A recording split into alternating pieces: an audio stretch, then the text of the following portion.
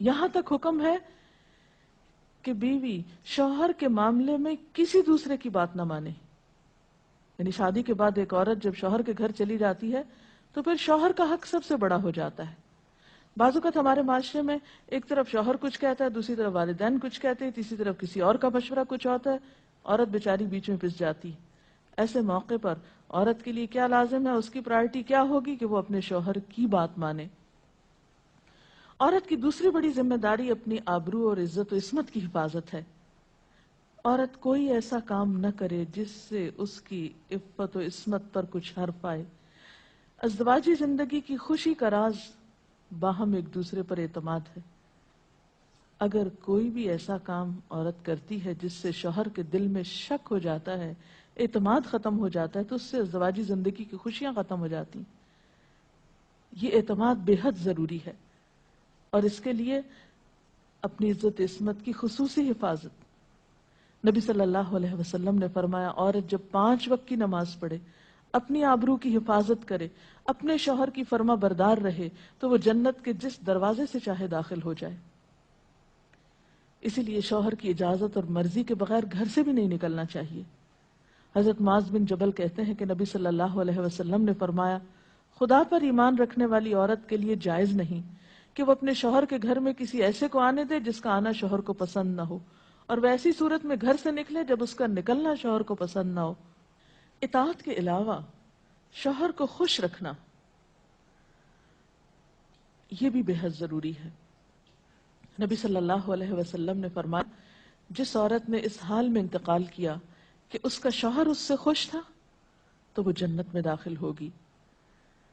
اور عموماً کسی کی خوشی کے لیے انسان اپنے جذبات کی قربانی دیتا ہے, بعض اوقات اپنی سوچ کی قربانی دیتا ہے, بعض اوقات اپنے کسی اور راحت و آرام کی قربانی دیتا ہے.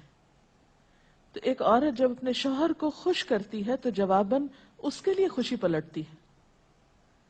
اس لیے گھریلو زندگی کی خوشی کا انحصار اسی بات پر ہے کہ دونوں ایک دوسرے کے لیے قربانی کے جذبات رکھتے ہوں, ایک دوسرے کے لیے رحمت اور ایک دوسرے کے لیے مودت کا ذریعہ ہوں. جیسا کہ قرآن پاک میں شادی کا مقصد ہی یہ بتایا گیا کہ دونوں کے درمیان باہم مودت اور رحمت کے جذبات ہوں, ایک دوسرے کے لیے سکون کا باعث ہوں, تاکہ انسانی زندگی بہترین طریقے پر رواں دواں رہے. اسی طرح شوہر سے محبت کا اظہار کرنا, اس کے ساتھ وفادار رہنا, اس کا احسان ماننا, یہ بھی بے حد ضروری ہے. حضرت اسماء کہتی ہیں کہ ایک بار نبی صلی اللہ علیہ وسلم میرے پاس سے گزرے, میں اپنی سہیلیوں کے ساتھ تھی. آپ نے ہمیں سلام کیا اور ارشاد فرمایا, تم پر جن کا احسان ہے ان کی ناشکری سے بچو. تم میں سے ایک اپنے ماں باپ کے گھر کافی دنوں تک بن بیاہی بیٹھی رہتی ہے, پھر اللہ تعالیٰ اس کو شوہر عطا کرتا ہے, اولاد دیتا ہے, اور ان سارے احسانات کے باوجود اگر کبھی کسی بات پہ شوہر سے ناراض ہوتی ہے تو کہہ اٹھتی ہے, میں نے تو کبھی تمہاری طرف سے کوئی بھلائی دیکھی ہی نہیں. تو یہ جملہ ناشکری کا جملہ ہے جو عورت کو نہیں بولنا چاہیے. قیامت کے دن اللہ تعالیٰ اس عورت کی طرف نظر رحمت اٹھا کر نہیں دیکھے گا جو شوہر کی ناشکری ہوگی. اور آخری بات یہ کہ عورت کے اوپر لازم ہے کہ وہ اپنے گھر بار, مال و اسباب اور اپنی ذمہ داریوں میں شوہر کی مددگار رہے, شوہر کی وفادار رہے. آپ صلی اللہ علیہ وسلم نے فرمایا, قریش کی عورتیں کتنی اچھی عورتیں ہیں جو بچوں پہ بہت مہربان اور شوہر کے گھر بار کی حفاظت کرنے والی ہیں.